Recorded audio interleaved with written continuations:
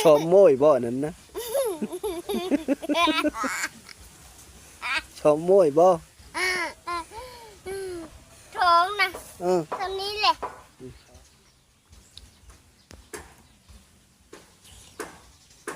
แซ่บนั่นนะเบาหมด2 ถ้วยเรากินหมด2 ถ้วยแล้วก็มาไม่ได้กินข้าวเลยกินเท่านี้2 ทางติดต่อมนต์ซ้อเสียงผู้ไทยขอกราบทักทายสบายดีและสวัสดีพ่อแม่พี่น้องสุขุสุคนมื้อนี้ขอกะมาหาหนูหน้าอีกคือเก่าทุกคนแต่ว่ามามื้อนี้ได้ยินเขาเจ้าเว้าแซวๆเพราะว่าขันมื้อว่านนี้หาไหลตีคนพึดตะพื้อแถวกลางบ้านนี่ทุกคนไปถามหนูหน้าลองๆเบิ่งว่ามันสิเป็นแนวเลยไปเบิ่งน้ำกันทุกคนไปเบิ่งน้ำกันทุกคนมันสิเฮ็ดแนวเลยอยู่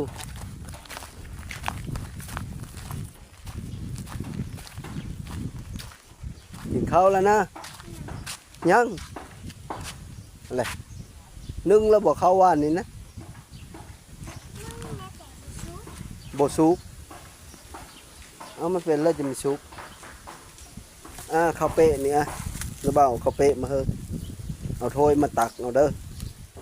เพาะจะถ้วยแล้วก็กินไปกินอยู่เต่งไปเอาอยู่เซอร์พี่เอามาพี่สะเอาถ้วยเด้อถ้วยข้างนะฮะลูกไหมบ่อนั้นนะโด่งเดียว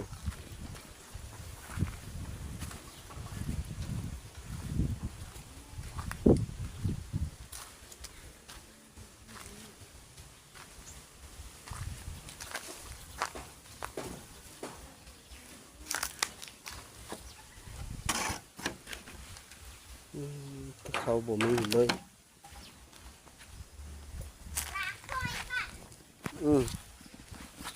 ไปเอามะม่วงอยู่เชื่อว่าเขาบ่ได้มาทุกคนเขาเอามาเองเขาไปหาเอาเองสุกคักอะไรเนาะอันนี้มะม่วงกระสอนล้างสิก้อนเด้อจังกินมันจังบ่คิวอย่างมันพากันไปเอามะม่วงใส่กะมาบ่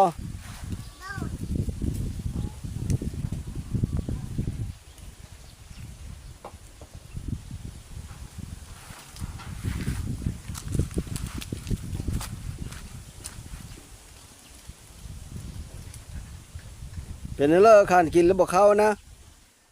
นึ่งแล้วบอกเข้านะเอา2 ถ้วยเด้อมาให้แม่ตัวถ้วย1คันเหล้าละกิน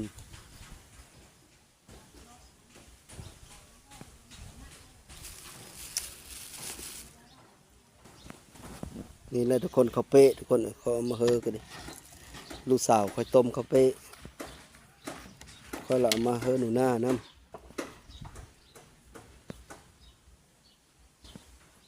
ค่อยก็กินนี้แหละได้หลายแท้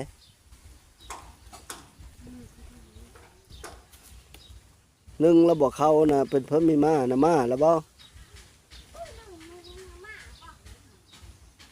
ยังมีมาอยู่เมื่อวานนี้นะนึ่งนะกินบ่ฮันนะบ่นะไปหาซื้อข้าวกันเนี้ยอะไรเขาไปเยอะขายเฮ้ยเลยนั่นเลยไปถาม4 มื้อแล้วขันไปถามอยู่ห้อง4เห็นนะเจ้าว่ามันไม่มีเวลา4เฮ้อว่าเขาการมาเมื่อกี้นี่ก็ไม่ท่านได้ถามจำจอดรถจะซื้อกับเจ้าก็บ่เฮ้อว่าโอ้ยไม่ได้เลยว่ะโผล่ค่อยมี4เฮ้อจำเล่าหุ่นดงแล้วว่ะเล่าหุ่นหายดงแล้วว่ะแล้วมาอื่นพอแล้วคอยจังหามาแต่บักกูหินพูยั่งอยู่บ่ข้าวสารน่ะยั่งอยู่บ่ยั่งอยู่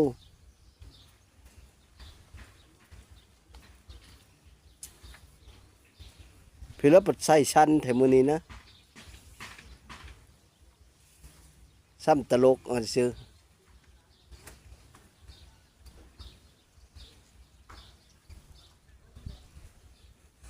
หน้าเอาเลยนอนหลับแล้วบ่เดี๋ยวนี้นะไปเอาถ้วยสมอยจัดมาเข้าปาตะอย่าหอดย่ำหนึ่งแล้วจังจะมา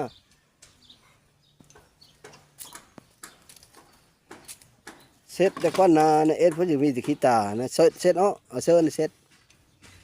กับเปิ้นพอเสื้อเซ็ตเปิ้นก็ย่ามันคะแนนเซ็ตเบิ่งนี่เซ็ตเอาคักๆมาหอดแก้มปิดเลยเก่งเลยบ่บันนี่เซ็ตน้ำหมกคิ้วน้ำนั้นนะพากันมาจะเชื่อว่าไปหามะโมงแข่งแดดไปหามะโมงบ่มาฮอดเป็นเพิ่มมีชุบน้ำอาบนะมันหอนนะ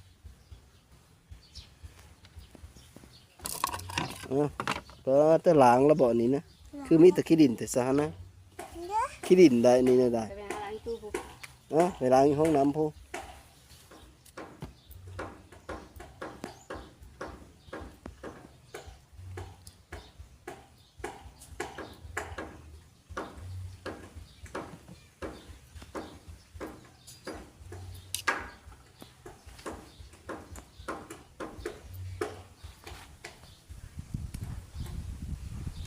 แม่ตัวกินน้ำถ้วยหนึ่ง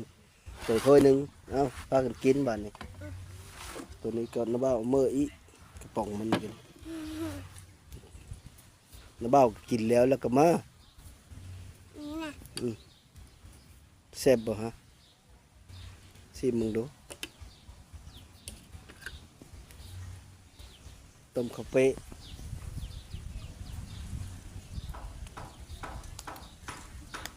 ใส่มาทั่วเหลืองใช่เพลินนะเด้แซ่บบ่สุดยอดเลยไหมกินนะแม่คันแซ่บได้มันอยากวักที่เล็บ เล็บดับปื้อไปเชื่อมีแต่เล็บน้าเบ้าชื่อมาเฮินนะ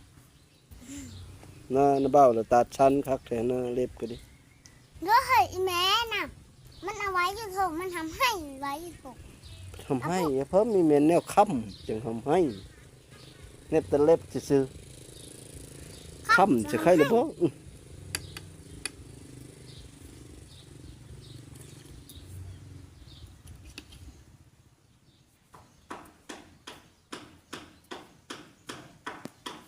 ไม่จะเรียกไงแม่พวกเอาเชือกผูกไว้มีแต่ยามันหิ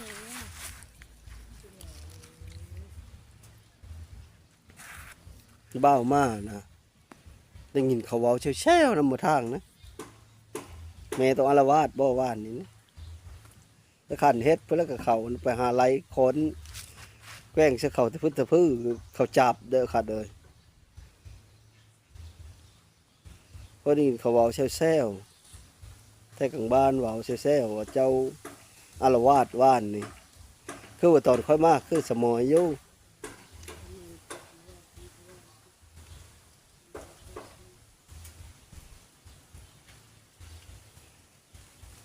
ท่านได้กินสักนี้เลยบอกเข้ามือนี้นะ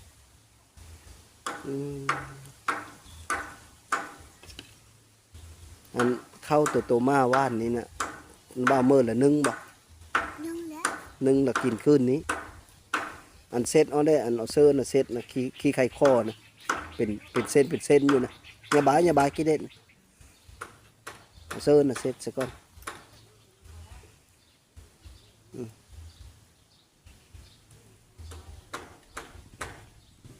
สกปรกแห้งแล้วมือนี้นะ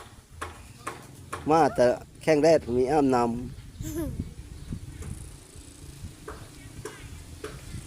จริงนี้แล้วอ้ามนำเด้อ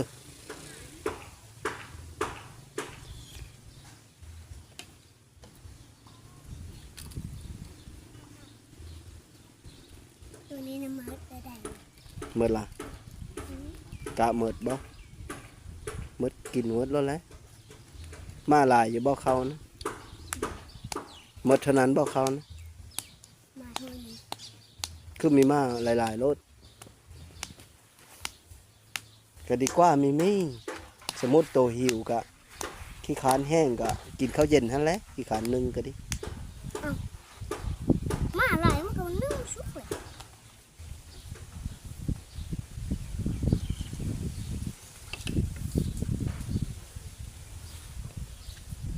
เห็นมันจะยอมให้ยังเข้าเอ่ยเฮ้ยไหวเนี่ย อืม ดังเชื่อจะหอดขำเลยกับชุบจักเด้ง เชิญน้ำมื้อนึงหลายบ่เลยไม่ได้เชิญอย่าเฮามันไม่ม้อยได้เด้อเชิญหลายๆเด้อน้ำมื้อนึงเด้อ เชื่อเต็มนั่งนี่แหละ มีหวาđóเต็มก็ดิช่องโบยเด้อช่องโบยอย่างนะเด้อเชื่อหลายมันก็ฟดอกมันมากันแล้วบ่แล้วก็พยายามดังไฟเชื่อมีเฮาปะไฟเที่ยวดังอยู่หั่น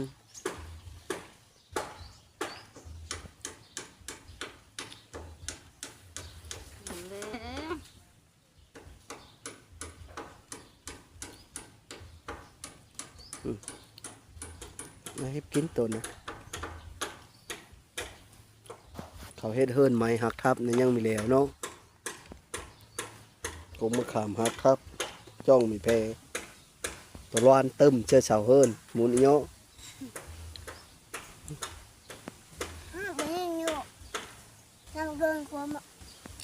าหมุนหันมันหมุนโซนหัน เออ มามันก็มาเห็นเชฟ เออเห็นเลย เห็นอันนั้นแหละ เออ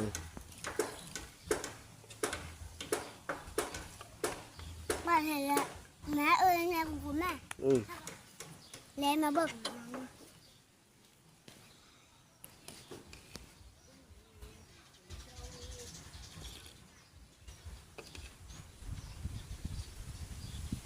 แซ่บบ่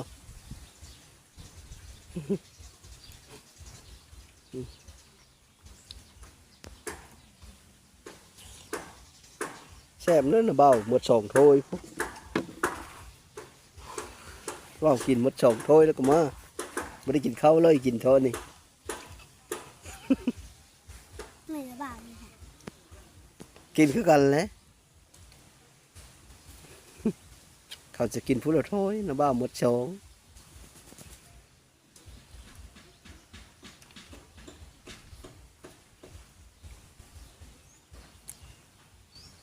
กินไปแล้วก็กินน่ะพอได้ประทับห้องท้องนั้นเหลือและสิงโต น่ะเขาเรียกมาบักกุกขามเลยแหละ เพื่อจะบอกว่า น่ะเขาขี่รถมานะเดี๋ยวน่ะจักอะ พวกขามนี้นะ บ้าเขาขามนี่คือปลาโหลนนั่นน่ะ เออ น่าจะดึงหมูไผ่นั่นน่ะฮักเชื่อกุ๊กฮักเชื่อห้องน้ำเขาน่ะ หรือย่าเขาแล้วคือเยอะเขาไปเห็นแล้วก็ย่าแล้วหน้าเพื่อว่าไปเอามะม่วงนี่นะ น่าจะเคี้ยว หน้าตะเคียว คือนี่ แม่นเอาบอลเลยในเลย เล่นเอาสลันเอา สลั่นเอาไม้คำสง่ามันแล้วก็ยกบ่บลุบรถบ่ เดี๋ยว อืม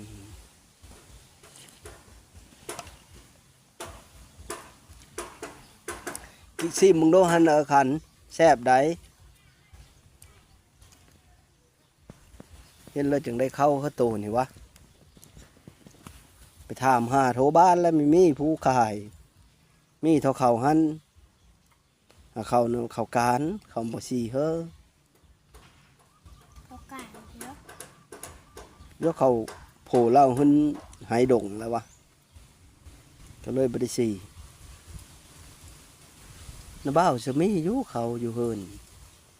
เยอะมาเฮ้อโตละไหลเชื่อเงินผัดยานไอ้น้องบอกเข้าใจยันเขาเว้าไหลเชื่อเงินทีอันไอเอกเอาเฮอหลานหนึ่งกะเฮามาใส่มานั้นเฮอโตก็ยังเหลือเงิน530,000หนึ่งได้เดี๋ยวนี้ได้เข้าใจบ่เฮามาเฮอโตเธอละแสนเธอละชองเธอละแสนรวมแล้วน่ะ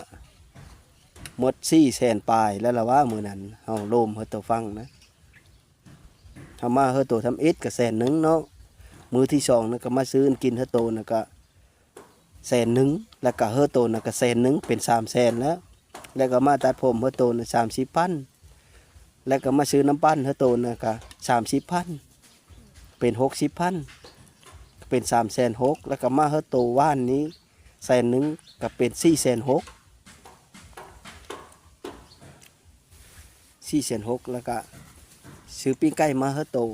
10,000ก็เป็น470,000ก็ยังเหลือเงินอยู่530,000เดี๋ยวนี้นะล้านหนึ่งนะน้าบ้าวเราสิซื้อข้าวเฮอโตหั่นแล้วก็เหลือแล้วก็เฮอโตหมดเลย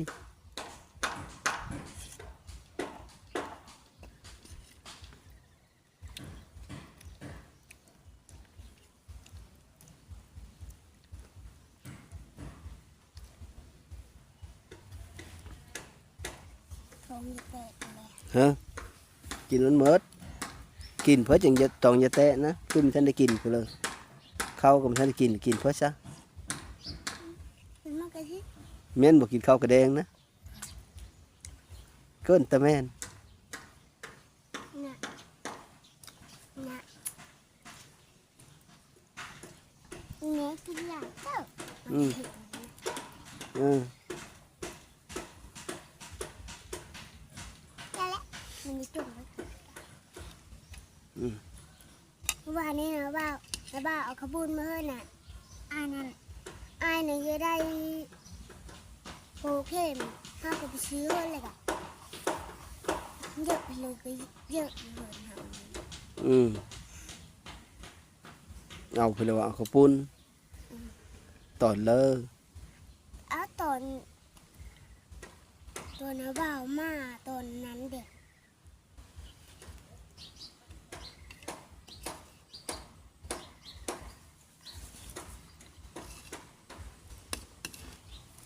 มาหดบ้านเขาเอาตอนแรกว่าในตอน4 โมงเขาว่านะแม่ตัวถือขอนไล่ตีเขาแถวของบ้านแถวแคมป์เฮิรนไปฮอดเฮิรนบักโดงไปฮอดเฮิรนนั่นเขาในดองผมว่า เอาให้แม่เราก็แหละถ้าบอกดวงมันเป็นอะไร ป๊บบ่ เอาลายตีอันนี้ลายตีแล้วก็ป๊อก เขาเยอะผู้เมตัวไวเลยตัวนี้เลยจ้ะ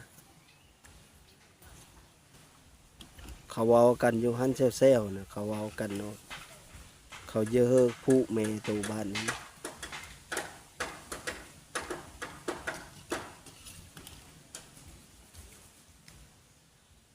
เราถึงไม่คอนใหญ่แต่บทวานนี้นะไล่ตีเขานะ ไม่น้อยมันก็ปล่อยน่าเล่นน้อยสำนี้แหละสามตัวน้ำมันตีอยู่นี่แหละ มันแช่บ่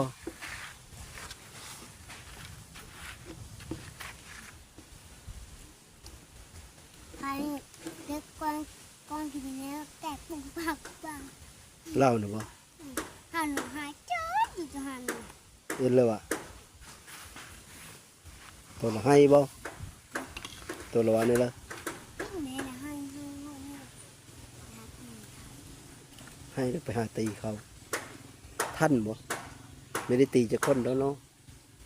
ไม่ตีจะค้นดอกขยางไว้ เขาปบบ่ ขยางไว้กันนั้น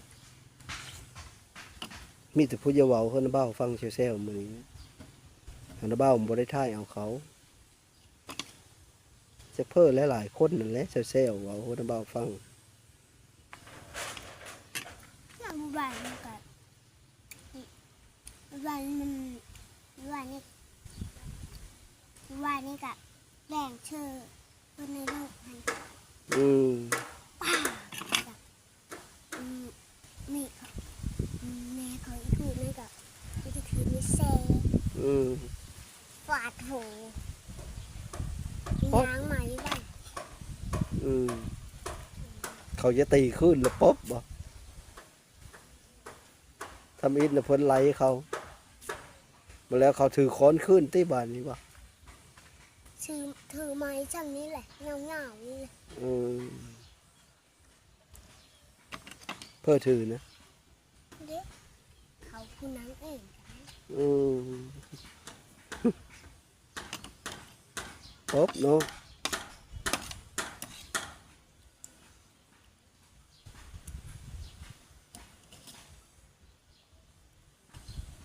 แล้วจึงจะเฮ็ดแนวนั้น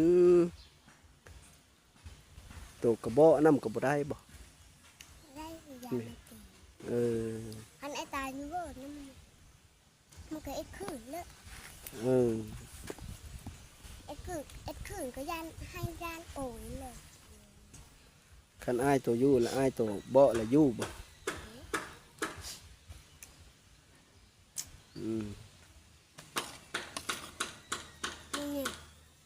หมดเลยนี่อิ่มท้องไปแล้วเด้บาดเรายังเต็มโชยอยู่นั่นแหละอิ่มบ่ตัวนะอิ่มแล้วก็ย่าไว้ให้แม่ตัวบ่ กินสตูมื้อละ กินแล้วแหละจุเจ้าก็ดิหน้าค่อยก็มีค่อยสิมื้อเอาอยู่หน้าพอค่อยมะม่วงอยู่เฮิรนค่อยก็หลายอยู่ให้มันทันได้สุกจะไปเอ็ดนั่นเลยจะไปไล่ตีเขาว่านนี่เนอะคันจะไปเฮ็ดมันเลยมันลอยเขาพูไว้นี่จะไปเสื้อไม่ได้ได้ จะไปเสื้อไม่ได้เขาพูไว้แล้วก็แล้วไปเสื้อก็ไม่ได้แล้วจะพาลูกไปหากินก็ไม่ได้เยอะนึงเข้านึงหนำชูลูกกินก็บ่ได้แล้วเขาพูไว้อยู่บอนเก้าตั้งสตินั่นแหละเจ้าก็ดี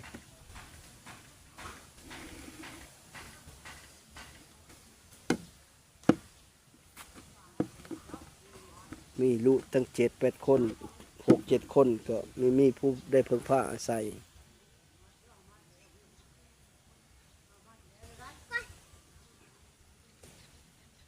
พี่เลยนะ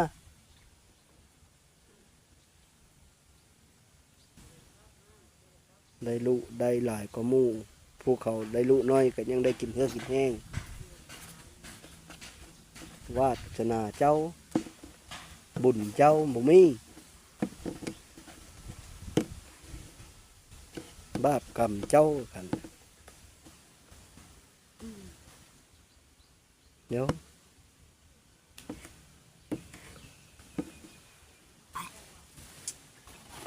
ทั้งหลายหมู่เขาเสือผู้ทุกคนเขาเอาลูกหมู่มาเลี้ยงกะได้ย้อนได้เพิ่งผ้าอาศัย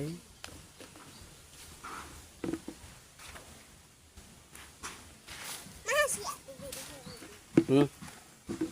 บ่แล้วจังไปไว้ก็ได้ กินแล้วบ่หนำนะสิงอักอิ่มนะมาแล้วบ่เข้านะ มาละ มาแล้วก็สักน้อยก็นึ่งเด้อหรือมื้ออื่นเสาร์ผมบ่ยันมื้ออื่นเสาร์พุ่นอยู่กินข้าวเป๊ะนี่ก็แล้วแหละมื้อนี้นะตามเบิ่งนี่นะมันขำแล้วก็มันเอาไม่แม่นซ้ำนี้บอกเขาไหลเขาว่านี้ปอคนเตะกระจากระจา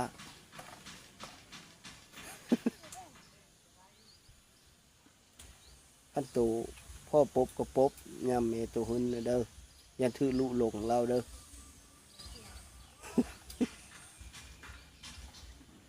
จะเฮ็ดนั่นเลยเลยเมื่อวานนี่คือวันน้าเบ้ามาตอน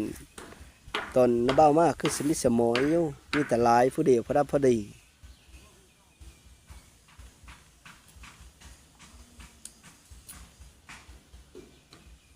บ้านน้าเบ้ามือแล้วผัดมามื้อนี้ผัดได้ยินเขาเอาเซลเซล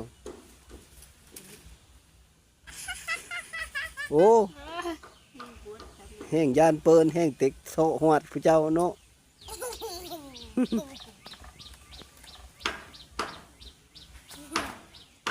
ยานเปิด ยานเปิน ขี้ไข่เนี่ยแหละก็ โยนั่นช้างก็มีผ้ากันอาบกระสูบน้ำแล้วก็ผ้ากันอาบแล้ววะ นี่แม่บุกอาบแต่นะ จากฮอดสะอาด บุกจักนี่จักขี้ไข่ขี้ มีแต่ขี้กระลืนถึงมัดตะโคกันดิสกปรกแหละนี่คนสะอาดชอบอยู่สกปรก ตอนนั้นน่ะไปเฮิร์นไม่สอนน่ะลูกคอหักเข่งเด็ก นี่เป็นแนวนั้นเลยเหล้าข้าวแหละนั่นนะเหล้าข้าวเหล้าขิวขี้ไข่น้ำโตเหล้าฮุกก็แหละนั่นนะ ๆพวกคนร้อนหมดเลย สบู่นะยังบ่สูแด้แฟบก็ยังอยู่แล้ววะแน่เสื้อแฟบสักเขิงก็ดิอาบน้ำกับสุสบู่ น่ะสบู่ห้องเป็น กันนั้นแหละจังหวะเนาะเพราะมันมาถูเชือกระโตผู้เดียวไปซะคันคนมีชูจับมาฮุกเอาแล้ววะน้ำกะอาบอยู่ช่างฮันโลดมันจะบริฮิวเข้ามาคันจะแก้ชงกะฮิวเข้ามาอาบอยู่เนอพี่เด้ปะโหพี่เด้อห้องนำกันเบ้ามาเฮ็ดเฮอเรียบร้อยผู้ใหญ่ใจดีเพิ่นฝากเงินมาเฮอเฮ็ดเฮอเรียบร้อยสำบายสำเลอห้องนำก็ได้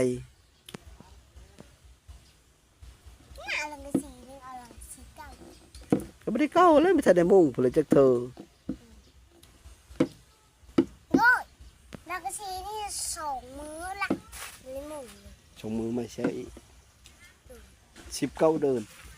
จักจะหลายนั่นเลยละลายพี่เลือเป็น19 เดิน ลังกะสีเนี่ย ฮะ เลยหมุ่ง แล้วโต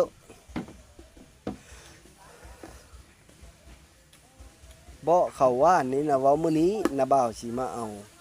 เบาะมื้อชื่นนะเว้าว่านนี้นัดอยู่เลยนะบ่มาเอาเข้าเฮาตนบัดมามื้อนี้เลยยอมแล้วว่าเฮอไปหาบ่อนไม้โลดนะค่า หาวันใหม่กับบุมีเพื่อไม่มีเพื่อซื้อสัก เขาเว้าเชิญนะบ่าวนะเขาบ่เฮาชื่อเข้าเฮาโต อุ้ยอุ้ย ชอบโม้ยบ่นั่นนะ ชอบโม้ยบ่ ท้องนะ เออ ตรงนี้แหละ แต่เราฟิตเราฟิตกามจะไปชอบโม้ยบ่เขาเป๊ะกับทันได้กิน เพื่อหมูนะ แต่มะม่วงน้อยเดียวนึงก็ชอบโม้ยแล้วฟิตกามเลย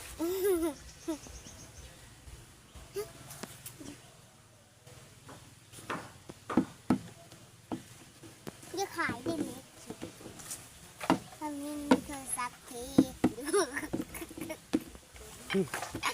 มีโทรศัพท์ทีมีโทรศัพท์ไทย อย่าเฮ็ดอีเด้อขันเด้อไปไล่เขานั่นเด้อเขาบ่ทหารมาจับเจ้าเขามาพูกไว้อยู่เด้อเฮิรนนี่เจ้าไปเสริมไม่ได้เลยอย่านึงเขาลูกก็ไม่ได้อย่าเอ็ดเพิ่นก็ไม่ได้ขี้เหนียวอยู่กับบ้อนได้ หน่อไม้นี่เลยแม่เวลาตีกันไม้ซ้ำนี้เลย ไม่ซ้ำนี้ ยัก โยไล่ตีเขาก็เจ็บคือกันแล้วซ้ำนี้ก็ดีเพิ่นเลยเยอะเพิ่นตีว่า ตีก็ว่าได้อีก โย ฮักซ้ำฮักเปิงคงฮักกลงกง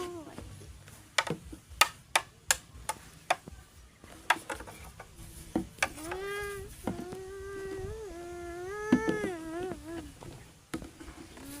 มื้ออะไรได้เด้อมื้ออื่นจังหามาแต่พุ่นแหละมื้ออื่นหาซื้อมาแต่บักกูหินพุ่นแหละมาเฮอเขาน่ะนะ ดู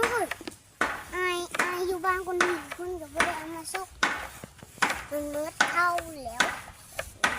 โยเขาก็มาชกเฮอเรื่อยๆเขาก็ยันไม่เท่าเขาเว้าคือกันแล้วเว้าโตไม่ได้มื้อดับหน้าซอยเขา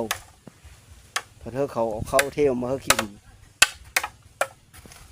เนี่ยยันไม่เท่าเขาเว้าคือกันนะยันไอ้น้องเขาเว้าคือกันนั่นแหละตัวมื้อดำซอยได้อเสียเด้อ ฮอนยามดำหน้าแล้วตัวเมื่อดำช้อยในดองได้เด้อดำเป็นบ่ดำหน้านะฮะ อยู่บ้านนี้กับ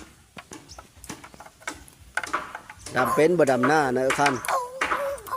เคยดำอยู่บ่หน้านะ จะได้โกงดิ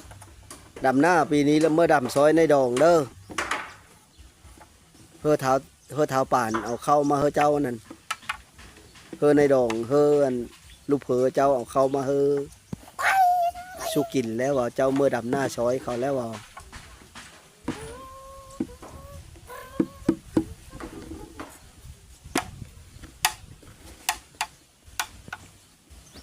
ในนั้นแล้วเฮาเมื่อก้อนขำละอันเมื่ออื่นจังหาซื้อมาแต่พุนมื้อนี้นะมันบ่ได้ละอีสี่มือก็คักเที่ยวมาจอบเบิ่งเขาบอนเก้านี่ย่าละหาซื้อบอนไม่มาแต่บ้านผู้เด้อตั้งสติคุ้มสติผู้เจ้าเวลามันหึนเวลามันนั่งจะดิมีเฮาไปไล่ไปตีเขาได้เขาจับได้เขาพุไว้แล้วได้ลามโชว์ไว้แล้วก็แล้วเลย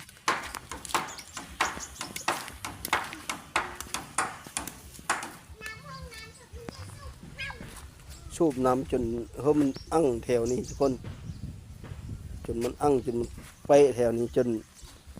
ละอื่นผัดอาบผัดบ่อาบ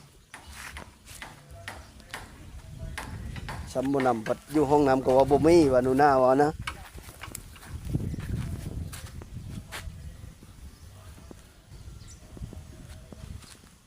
สุดท้าย ขอขอบคุณใจ ขอคุณมุกเข้าใจ นำพ่อแม่พี่น้อง นำพ่อแม่พี่น้อง ที่เขามาติดตามรับส้ม ที่เข้ามาที่ต่างทุกส้ม ขอให้อยู่ดีมีแห้งสุขุสุขคนเด้อสุขุสุขคนเด้อ ทุกคนเด้อ สบายดี สบายดี บ๊ายบาย บ๊ายบาย คนตอนนี้เขาก็สิได้กลับเมื่อแล้วบ้านนี้ก็ดีอันวอสิมาซื้อเข้าวเฮือนหนูหน้าคอยละฝาวมาคอยกับข้าเวะยู่เวะกับเวะเอ็ดโหดอกโหหน้าเพราะว่าสิได้ตกกาตกบุ้งแล้วตอนหน้าไปนี่ก็เอาควายไปไว้อยู่เดินหันนะแล้วก็เฮาก็ปล่อยเลยก็สำบายไปเอ็ดโหกับมีท่านเลยแล้วฝาวมาซื้อเข้าวเฮือนหนูหน้าเพราะว่าบ่เฮาเขาแล้วเฮาเขาสีไว้เฮือแล้วผัดมาผัดมีท่านได้จอดรถช้ำเขาเอิ้นเฮือแล้วเว้าอันบ่ได้ว่ะมีได้สีเฮือช้ำว่ะเพิ่นมีอยู่พออีนี่มีอยู่ไปให้ดงละว่ะเพื่อหาบอนอื่นโลดแหละพอกับไรช้ำทุกคนเขาก็ดิ คนเล็กเอามาปลาคนกิน สิหาเข้ามาแต่ว่ากูหินพอแล้วสุดท้ายก็ดิสิหามาทุนแล้วมืออื่นเที่ยวมากูมือได้4-5 มื้อแล้วก็เที่ยวมานี่นะก็ไม่ได้เนี่ยพอแล้วเด้อทุกคนเลยหมดบ้านนี่มีบ้านขายได้ข้าวสารได้หันได้ข้าวสุกนะแห้งเต็กบุมีข้าวสุกคันเฮามีปั้นมาแต่เฮินแล้วก็แล้ว เขาไม่ได้ขายเป็นปั้นเป็นนั้นคืออยู่เมืองอยู่หน้าผักขายข้าวสุกข้าวสารข้าวหุงเนาะข้าวเปิ้ลเขาก็ขายอยู่เมืองมีครบหมดข้าวสุกข้าวสารข้าวเจ้าข้าวเหนียวก็มีขาย โอ้ยท้องอ่ะท้องแล้วเปล่า อยู่วันเนาะเฮาละมีผู้หนึ่งเขาขายบ่ฟันเลยสุดท้ายก็ขอบใจนะพ่อแม่พี่น้องที่เอามาติดตามรับชมขออยู่ดีมีแห้งสุขคนก็ขันกับซ้ำนี้แหละ3 มือดี4 มือเป็นเล่าก็ถือค้อนไล่ตีเขาว่านนี่เซลเขาจะจับเขาไปแจ้งพ่อบ้านมาเขาจะจับผู้ไล่วานนี่นะเพราะว่าบ่ได้ตีบ่วานนี่นะ ก็บอก บ่ได้ตีเขาซ้ำบ่ มันตีจะ ขั้นแม่นได้ตีเนี่ยเขาจับอลีวานนี่นะว่าตามความจริงนะตามฟังเขาเว้าหั่นนะได้เขาพูดไว้อลี ไม่ย่านเขา เป็นหยังทุกคน คนเจ้าคนเขา ตอนนั้นไล่ซะ ฟัง